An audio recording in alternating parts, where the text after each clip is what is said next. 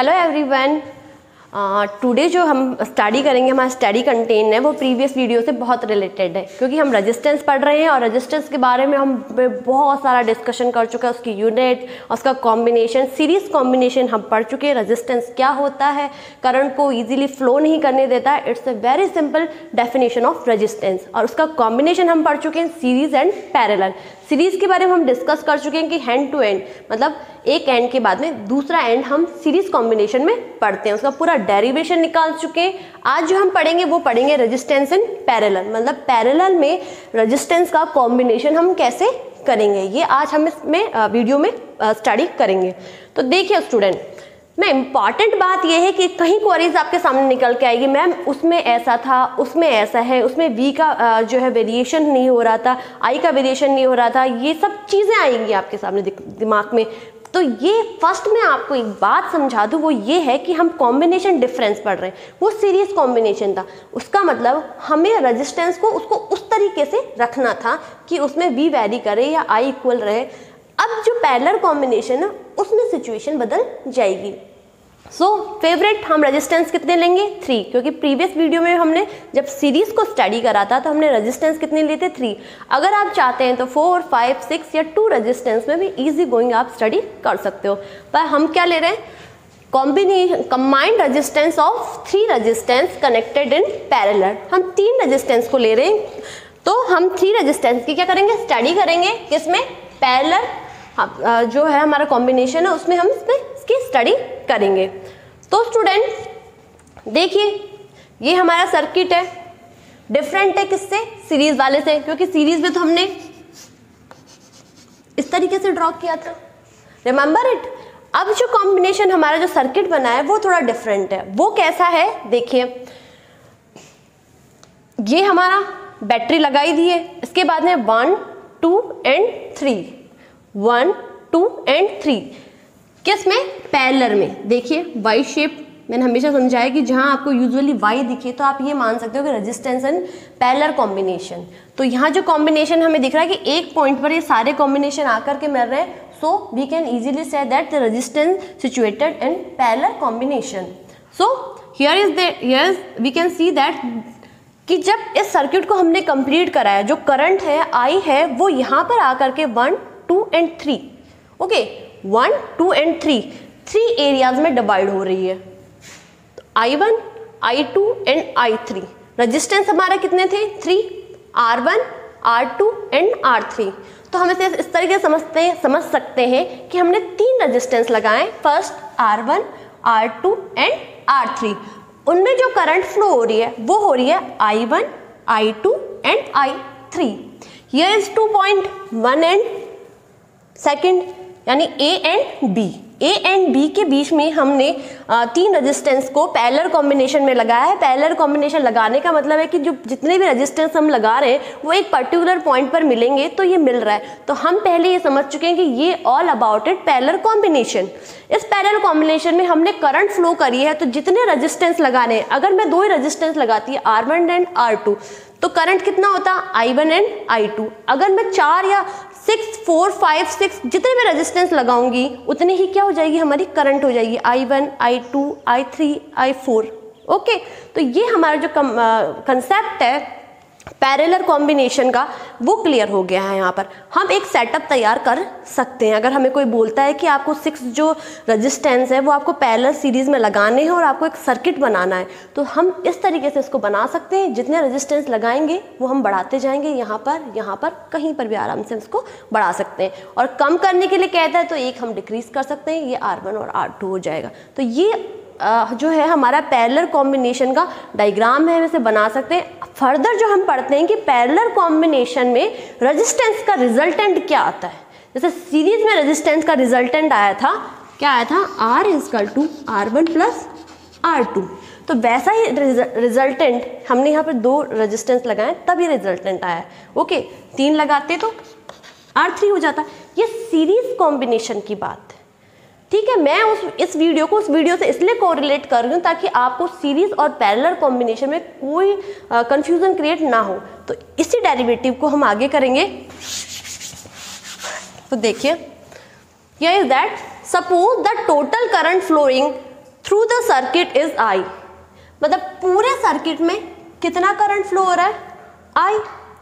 Then the current passing through resistance R1 will be I1। बता चुकी हूँ कि अगर करंट R1 रेजिस्टेंस में फ्लो हो रही है तो वो क्या कहलाएगी, I1 कहलाएगी। Remember that one, resistance R1 will be I1, और अगर resistance R2 then it is I2, then resistance R3 then it is I3। Clear? देखिए, so total current is, current पूरा इक्वल रह रहा है। जैसे सीरीज कॉम्बिनेशन में हमारा वोल्ट इक्वल रह रहा था, वैसे ही यहाँ पर क्या रह रहा है, करंट हमारा इक्वल रह रहा है। So total current I is equal to I1, I2 and I3। ये हमारी पूरी I है, I1, I2, I3 में यहाँ पर डिवाइड हो रही है, देन वापस यहाँ पर मिल रही है, और ये पूरा जो सर्किट है, इस पूरे सर्किट में हमारी टोटल करंट क्या है, I है। हम यहीं से मान के चल रहे हैं कि total current is IV of I। Then हम ये बोल रहे हैं कि रेजिस्टेंस अगर R1 है तो करंट क्या हो जाएगी, I1। So equation number 1। Series combination में हमने शुरू से ये पढ़ा है कि ओम्स लॉ को, क्योंकि ओम्स लॉ रेजिस्टेंस को शो करता है, I-V-R का जो रिजल्टेंट होता है या उनका रिलेशनशिप होता है वो हम ओम्स लॉ से स्टडी करते हैं। ओके, तो हम यहाँ पर अप्लाई करेंगे किसको, ओम्स लॉ को। तो as we get I is equal to V upon R या V is equal to IR, हम किसी भी तरीके से हम इस लॉ को लिख सकते हैं। सीरीज कॉम्बिनेशन में हमने लिखा था V is equal to IR, हाँ, और यहाँ हम लिख रहे हैं I is equal to V upon R। बहुत तरीके से हम इसको रिप्रेजेंट कर सकते हैं, कोई कंफ्यूजन नहीं है। बस हमें ये ध्यान रखना है कि हमें क्या चाहिए। वहाँ पर V था, यहाँ पर क्या है, I जो है पूरे सर्किट का इक्वल है। सीरीज कॉम्बिनेशन में क्या था, V इक्वल था। ओके, सो हमने इस ओम्स लॉ को V के फॉर्म में लिखा था, V is equal to IR, but यहाँ क्या इक्वल है, करंट इक्वल है, इसलिए हम स्टार्ट करेंगे I से। I is equal to V upon R। Here is very important term कि जो सर्किट में कॉमन है उसी का फर्स्ट इक्वेशन होगा। वेरी इंपॉर्टेंट जो बात लर्न करने की वो यही है, अगर सीरीज में V कॉमन था तो हमने V से स्टार्ट करा था, V is equal to V1 plus V2 plus V3। यहाँ इस सर्किट में I कॉमन है, इसलिए I is equal to I1 plus I2 plus I3 रखा है, और ओम्स लॉ को भी हमने I के फॉर्म में ही लिखा है। So clear? Let's start. By applying Ohm's law to each resistance separately, we get. अब ये पूरे जो करंट है उसके लिए हमने Ohm's law को अप्लाई किया है। अब हम इन पे R1 रेजिस्टेंस, R2 रेजिस्टेंस और R3 रेजिस्टेंस के लिए अगर इसको अप्लाई करते हैं तो I1 के लिए V अपॉन R1, वोल्ट सब जगह कॉमन है, इस पूरे सर्किट के अंदर V वोल्ट कहीं वेरी नहीं कर रहा है, पूरे सर्किट का वोल्ट जो है वो क्या है, V है। तो हमने यहाँ लिख दिया है V अपॉन R1। I2 के लिए क्या लिखेंगे, V अपॉन R2, और I3 के क्या लिखेंगे, V अपॉन R3। सो पहले हमने क्या पकड़ा है, इसमें करंट को पकड़ा है फर्स्ट इक्वेशन में। सेकंड इक्वेशन में हमने ओम्स लॉ को पकड़ा है, और जो थर्ड, फोर्थ और फिफ्थ इक्वेशन है उनमें हमने इंडिविजुअल R1, R2 और R3 के अगेंस्ट के अकॉर्डिंग हमने क्या निकाली है, करंट निकाली है। तो हमारे पास इक्वेशन नंबर 1, 2, 3, 4 एंड 5 है। अगर हम ऐसा करते हैं, हमारे पास देखिए I1 की वैल्यू है, I2 की वैल्यू है, I3 की वैल्यू है और I की भी वैल्यू है। दैट मीन 2, 3, 4 और 5 इक्वेशन को अगर हम इक्वेशन नंबर 1 में पुट करते हैं तो हमें रिजल्टेंट नया मिल सकता है। सो अगर हम ऐसा करते हैं तो देखिए, हम इक्वेशन नंबर में putting the value, equation number किसके, 2, 3, 4 एंड 5 को हम इक्वेशन नंबर 1 में पुट कर रहे हैं। तो I की जो वैल्यू है वो क्या है, V अपॉन R है। देखती, I1 की वैल्यू क्या है, V अपॉन R1। I2 की वैल्यू क्या है, V अपॉन R2। I3 की वैल्यू क्या है, V अपॉन R3। ओके, अब यहाँ देखिए V अपॉन R, V को हमने कॉमन ले लिया है, 1 upon R1 plus 1 upon R2 plus 1 upon R3। Clear? दोनों साइड V है, क्रॉस हो जाएगा, तो रिजल्टेंट क्या आएगा, 1 upon R equal to 1 upon R1 plus 1 upon R2 plus 1 upon R3। तो ये जो रिजल्टेंट आया है ये हमारा किसका है, पैरेलल कॉम्बिनेशन का आया है कि 1/R1 equal to 1/R1 plus 1/R2 plus 1/R3। मतलब हमारा जो पैरेलल कॉम्बिनेशन में रेजिस्टेंस होगा वो इन तीनों रेजिस्टेंस से क्या होगा, कम होगा। इन तीनों रेजिस्टेंस का जो नंबर होगा उससे भी क्या होगा, कम होगा। मतलब total resistance we get is less than individual of single resistance. अगर इसमें मैं आपको न्यूमेरिकल करके बताऊं, that mean that suppose it कि आपने R1 की वैल्यू लिखी है, कितनी लिखी है 4, R2 की वैल्यू कितनी लिखी है मान लीजिए 8, और R3 की वैल्यू कितनी लिखी है 12। ओके, अगर हम इसको इस वैल्यू में पुट करते हैं, यानी 1/4 + 1/8 + 1/, ये हमारा जो डाटा है ये हमने ले लिया है, पुट करते हैं, हम इसका एलसीएम लेते हैं। 24 हमारा एलसीएम आया 4 और ठीक है, हमने इसका एलसीएम निकाल रहे हैं, हम इससे डिवाइड किया, ये हमारा रिजल्टेंट आ रहा है। टोटल कितना है 11/24।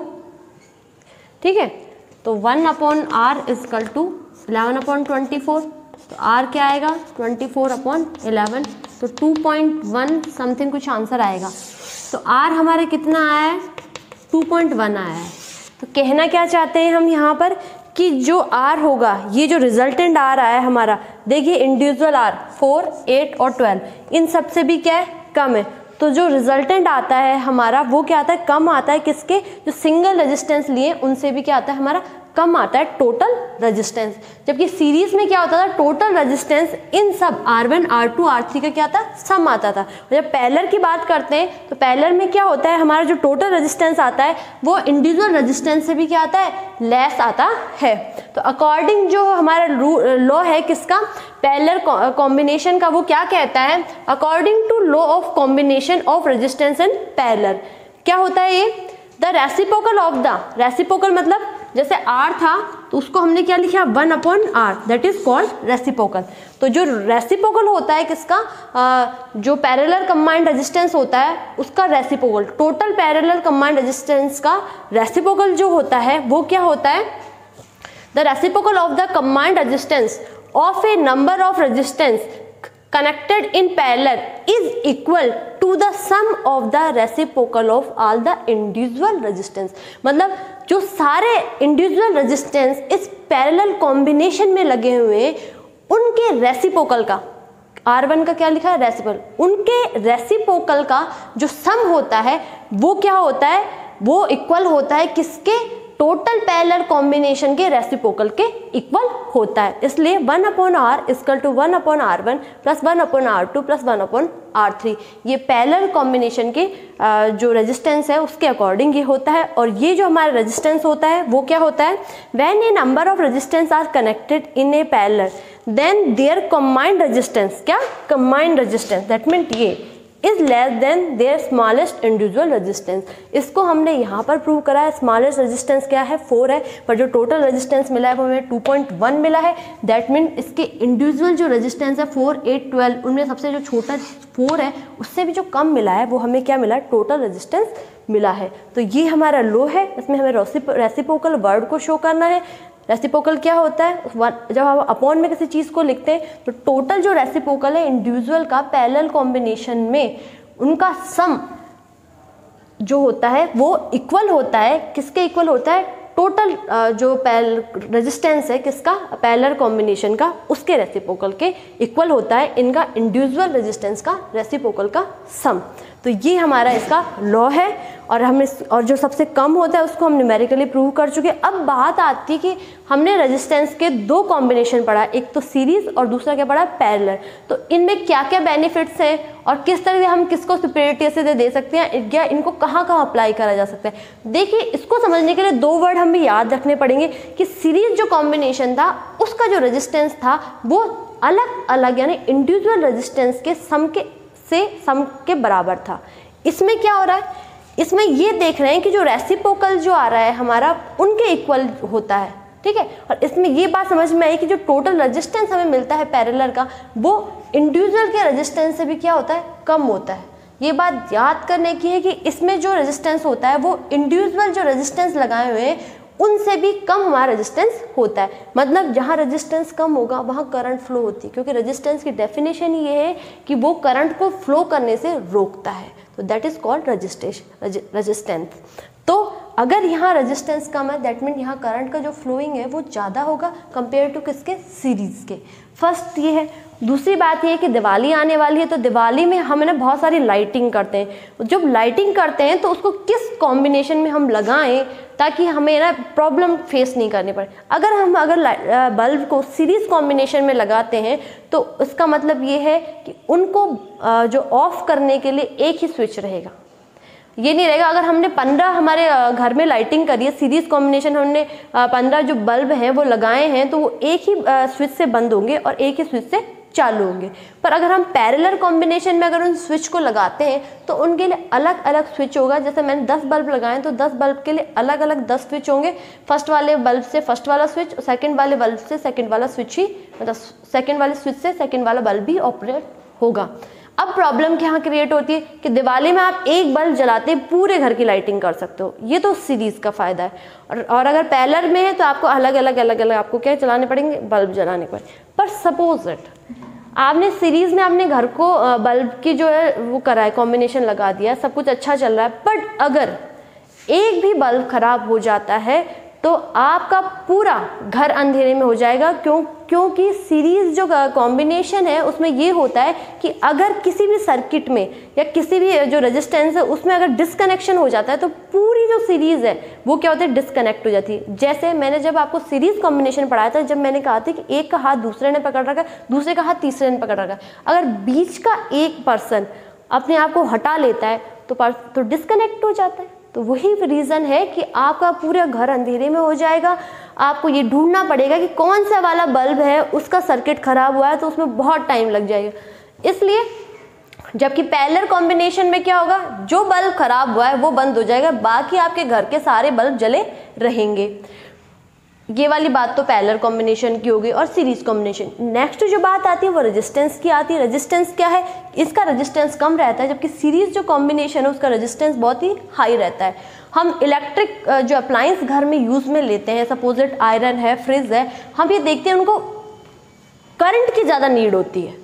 दैट मीन रेजिस्टेंस कम होना चाहिए उनको और करंट क्या चाहिए, बहुत ज़्यादा जाना चाहिए। जब भी हम मोटर चला रही हैं, आयरन कर रहे हैं, तो उनको ये रहता है कि हमें ज़्यादा करंट चाहिए, ना कि रेजिस्टेंस क्या होना चाहिए, कम होना चाहिए। क्योंकि सीरीज़ में क्या होता है, सीरीज़ में होता है कि रेजिस्टेंस तो ज़्यादा रहता है। अगर रेजिस्टेंस ज़्यादा होगा, करंट कम फ्लो होगा, तो अप्लायंस कैसे काम करेंगे। आ रही है बात समझ में? आई रिपीट दैट, इसको प्रूव कर चुके हैं हम कि इसका जो टोटल रेजिस्टेंस है पैरेलल का वो कम होता है, जबकि सीरीज का टोटल रेजिस्टेंस क्या होता है, ज़्यादा होता है। तो जब भी इलेक्ट्रिक अप्लायंस अगर हम रेजिस्टेंस ज़्यादा होगा, दैट मीन फ्लो अपने आप ही कम होगा। यहाँ रेजिस्टेंस कम है तो फ्लो अपने आप ही ज़्यादा होगा। तो इलेक्ट्रिक अप्लायंस जो हम घर में यूज़ में लेते हैं उनमें ज़्यादा बेहतर ये होता है कि हमें करंट मिले, ना कि रेजिस्टेंस मिले। तो इलेक्ट्रिक अप्लायंस में भी हम पैरेलल का जो कॉम्बिनेशन है रेजिस्टेंस का, उसको हम रखते हैं। एक बात आती है वोल्टेज की। देखिए यहाँ पर जो हमने V वोल्ट लगाया है वही V वोल्ट पूरे सर्किट में इक्वल रहता है, जबकि सीरीज कॉम्बिनेशन में हम जब रेजिस्टेंस लगाते हैं तो उसका क्या होता है, जब हम रेजिस्टेंस का जो पोटेंशियल डिफरेंस है उसको मेजरमेंट करते हैं तो V1, V2 और V3, यहाँ क्या जाता है V1, V2 आ जाता है। दैट मीन जो टोटल वोल्ट है वो जो टोटल वोल्ट तो V ही रहता है, पर वो क्या होता है, डिवाइड हो जाता है हर सर्किट में, यानी हर रेजिस्टेंस में अपना वो अपने आप को डिवाइड कर लेता है। अगर R1 है तो उस सीरीज में क्या हो जाता है, V1 हो जाता है। जबकि हम पैरेलल की बात करें तो पूरे सर्किट में क्या रहा है, हमारा वोल्टेज ही V रहा है। अगर एक पर्टिकुलर वोल्टेज की सप्लाई हमारे सर्किट को मिल रही है, बट क्या हो रहा है, जैसे एक बल्ब को तो मिली है इतना ही वोल्टेज, मान लीजिए टोटल वोल्ट V था, उसमें तो कुछ V1 एक बल्ब को मिल गया V1, सेकंड वाले बल्ब को V2 मिल रहा है, थर्ड वाले बल्ब को V4 मिल रहा है, 5, 6 ऐसे करके क्या हो रही है, उस वोल्ट की क्वालिटी जो है डिस्टर्ब हो रही है। जबकि यहाँ पर ऐसा नहीं हो रहा है, यहाँ पर टोटल वोल्टेज V है, वो इसी को मिलेगा, वो इतना इसको मिल रहा है, इतना इसको मिल रहा है, इतना इसको मिल रहा है। तो वोल्टेज में जब डिफरेंस नहीं आ रहा है तो जो सर्किट है वो प्रॉपरली वर्क कर रहा है, किसमें, पैरेलल में। कि सीरीज में ये क्या कर रहा है, प्रॉब्लमेटिक क्रिएट कर रहा है हमारे साथ कि जो है एक जो रेजिस्टेंस है उसमें वोल्ट V1 आ रहा है, V2 आ रहा है, V3 में आ रहा है, तो दैट मीन कहीं फंक्शनिंग क्या हो रही है, इम्प्रॉपर हो जाती है किसमें, सीरीज कॉम्बिनेशन में कंपेयर टू पैरेलल कॉम्बिनेशन के। तो ये 2, 3, 4 बातें हैं जिनको हम जब कॉम्बिनेशन पढ़ते हैं तभी हमारे समझ में आ जाने चाहिए, और उनको एज ए डिफरेंस कि पैरेलल और सीरीज में बेनिफिशियल क्या है या उनमें डिफरेंस क्या है, उसके अकॉर्डिंग हम सब इन चीज़ों को समझ सकते हैं। तो ये हमारे 2-3 जो यूज़फुल थे पैरेलल कॉम्बिनेशन के एडवांटेज वो हम डिस्कस कर चुके हैं, और सीरीज कॉम्बिनेशन के एडवांटेज भी हम डिस्कस कर चुके हैं, और डिसएडवांटेज भी हम डिस्कस कर चुके हैं। एक करंट है, करंट में भी देखिए यहाँ I1, I2, I3 जो है सप्लाई हो रही है, और जबकि सीरीज में क्या रहती है, हमारी जो करंट होती है वो क्या रहती है, इक्वल रहती है। तो ये this video is all about the series combination and parallel combination. हम छोटी सी बातें उनको हम अगर फर्स्ट से रिवाइज करें, शॉर्ट रिवीजन करें, तो हम ये देखेंगे कि सीरीज कॉम्बिनेशन, पैरेलल कॉम्बिनेशन एक रेजिस्टेंस का कॉम्बिनेशन है जिसमें हमने किसको वेरी करा है, उसमें वोल्टेज को वेरी करा था, और इसमें किसको, एम्पियर को यानी करंट को वेरी करा है, और टोटल जो रेजिस्टेंस है इसमें लेस आता है जबकि सीरीज में हाई आता है। इस बेसिस पे हम इस पूरे ओवरऑल वीडियो को समझ सकते हैं। न्यूमेरिकल का वीडियो है जो हम अलग से पढ़ेंगे। तो ये हमारा कॉम्बिनेशन है। आई होप सो आपको पसंद आया होगा और आपने इस कॉम्बिनेशन को एंजॉय करा होगा। Thank you everyone.